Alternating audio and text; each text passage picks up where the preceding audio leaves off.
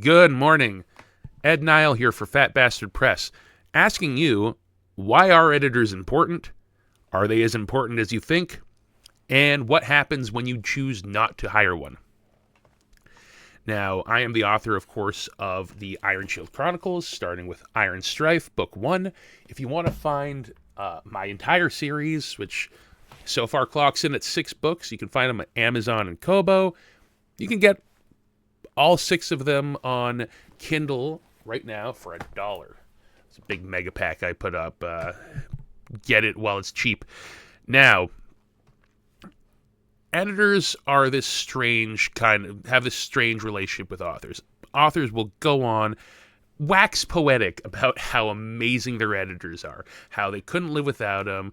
We praise the red pen of the editor and talk about just how essential, and editing is 100% essential in writing a novel. Editing is 110% essential. If you're not editing and revising, your book is going to be unreadable garbage. Does that necessarily mean you always have to hire a secondary person to read and edit your book? I'm going to say no. You should if you can afford it, if you're going to be in the indie space. If you're going to self-publish, and especially if you want to self-publish quickly, you're going to want to hire someone if you can. Because otherwise, to get your book to a finished product where it's readable, where it's good, you're going to, even if you're a good self-editor, it takes time. You're going to really be releasing your books quite a bit more slowly than might be optimal if you're trying to chase that nebulous algorithm. Now, I'm saying just that, even the way I've phrased it is going to rankle a lot of people in the writing community who believe that hiring an external editor is 110% necessary. Now, I'm going to say maybe that's true for a lot of people. I know there's a lot of people who are just bad at self-editing. I am a perennial do-it-yourselfer. I do all of the, while I have hired artists for all of my books so far, I'm actually working on the original art for upcoming cover to my fantasy book that I'm working on. So I'm getting more into creating my covers whole cloth. But right now, even when I do hire artists, I do all of the text layout. I design the font. I do the entirety of the formatting, the entire design, down to stuff like symbols, logos, maps. I do all that myself because I'm an obsessed, crazy person, and I have no life. And I'm being a bit self-deprecating, but the point is, I really have a passion for my books. And when I was trying to find beta readers among my friends in my writing group, the problem is these are all people who are just, my friends and loved ones as well.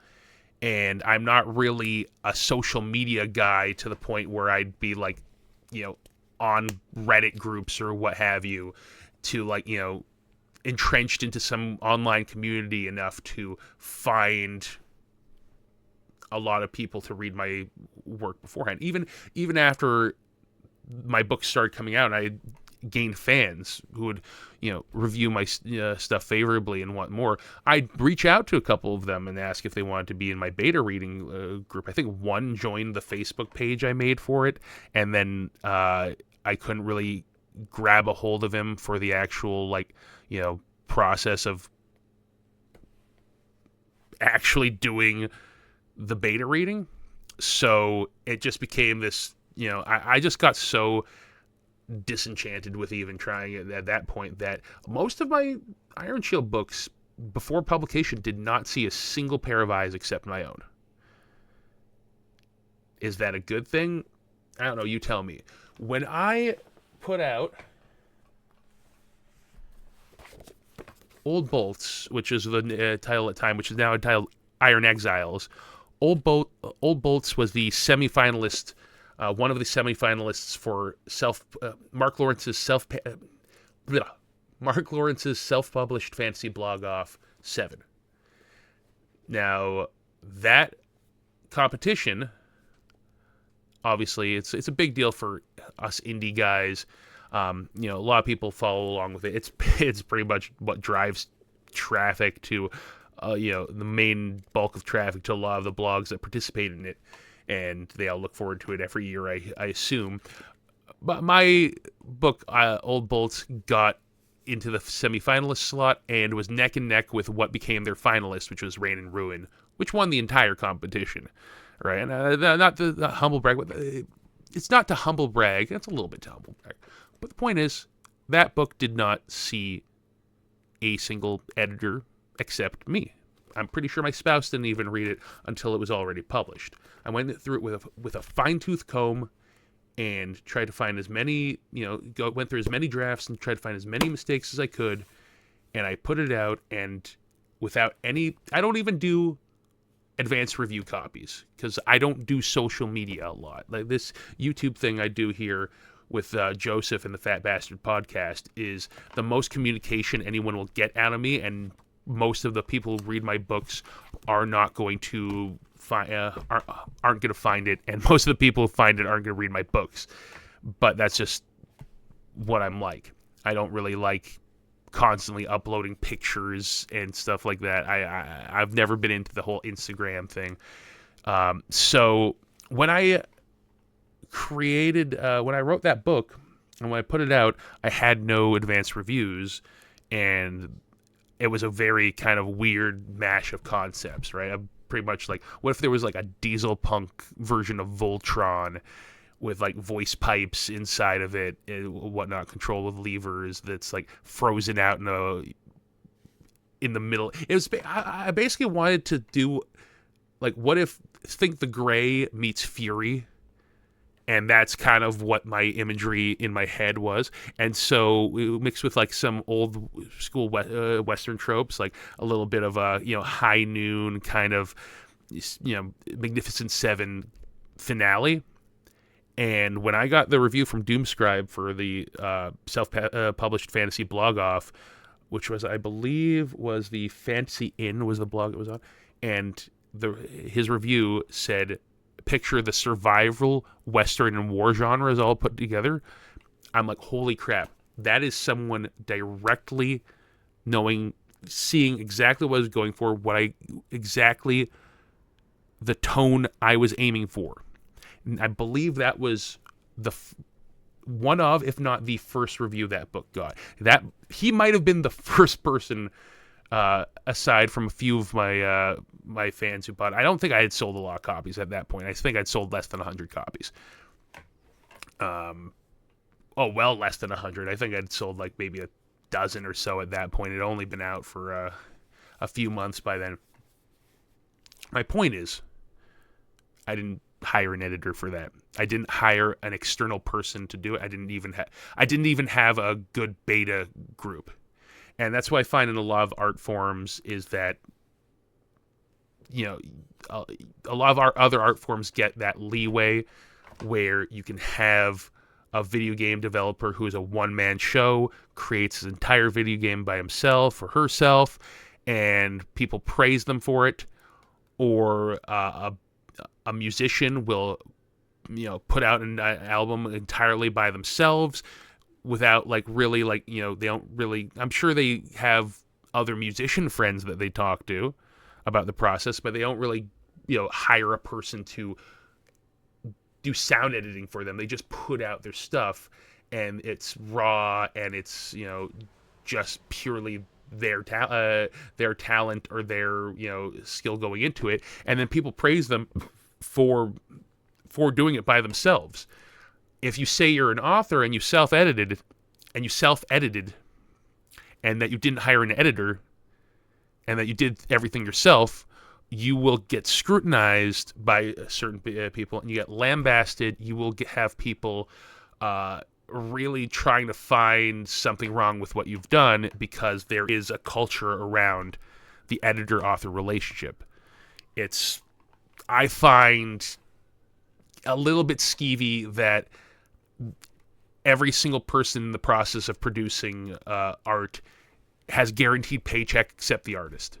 If you're if you get signed on with a publisher, you get a bit of kiss-off money as for a royalty advance, and you generally don't even earn that out. And then those same publishers will have in-house editors who get bi-weekly paychecks, or they'll be on salary and never have to worry about that, just reading through your stuff. And they're always going to find something to critique. Like I said, like pull any classic book down off the shelf, and they'll find something wrong with it because they have to, because that's their job.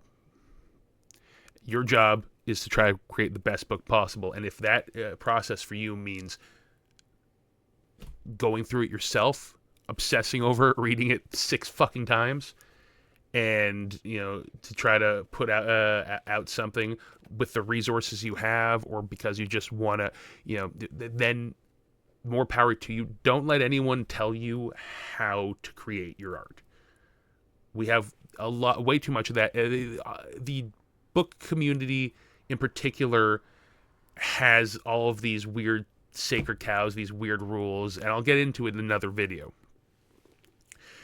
But I know my goal ultimately, and why I'm doing the artwork for my future books, is I think I've got one more piece by Shredder Dima, the artist for these two. I've got one more piece from him that's going to go on to a future Iron Shield book, and then all of my other covers for the foreseeable future are going to be created by me, basically solo, mostly to avoid, a lot of it's to avoid getting scammed by an artist using AI, and a lot of it is because I've always wanted to do it. That's been the goal from the get-go for me, is I don't like depending on other people. I want to be as self-contained as possible. I want to eventually have a book in my hands that that was 100% a product of my effort, where I created the artwork, the cover art, the map, the formatting, I edited the text. Every single part is just from me, and I didn't have to depend on anyone else. And mostly it's because I want to know that no matter how bad the economy gets, no matter how bad finances get, I want to know that I can keep writing and producing my books. I want to know that I can keep getting my books out there, even if my resources get depleted. Because I come from a life of scarcity. I come from a life of not really having a whole lot for much of it. I know I can go back to that, and what I won't go back to is not putting out my books. I will not stop writing and publishing my books. And in order for me to be able to reliably be able to do that, short of some Stephen King level of success, is for me to know that no matter how bad things get, I have the skills and I have the ability with enough effort to put out a readable, digestible book that people can enjoy without having to depend on those other sources. And that's my thing. I'm persnickety. That's my personal goal. And I also am just cantankerous in general about a lot of the rules that seem to have informally formed around authorship and novels. So yeah, if you want to check out my books again, you can find them online. I'll put the links in the description. If you buy them online, they won't have these sprayed edges. That's just something I did for my own personal copies myself. Iron Shield Chronicles. If you want to read one of Joseph's books, he has his time-traveling, Nazi-killing novel, The Forever Reich, which I did the graphic design for. So you can find that online as well. And with the shameless plugging aside, like, comment, subscribe, and have a great day.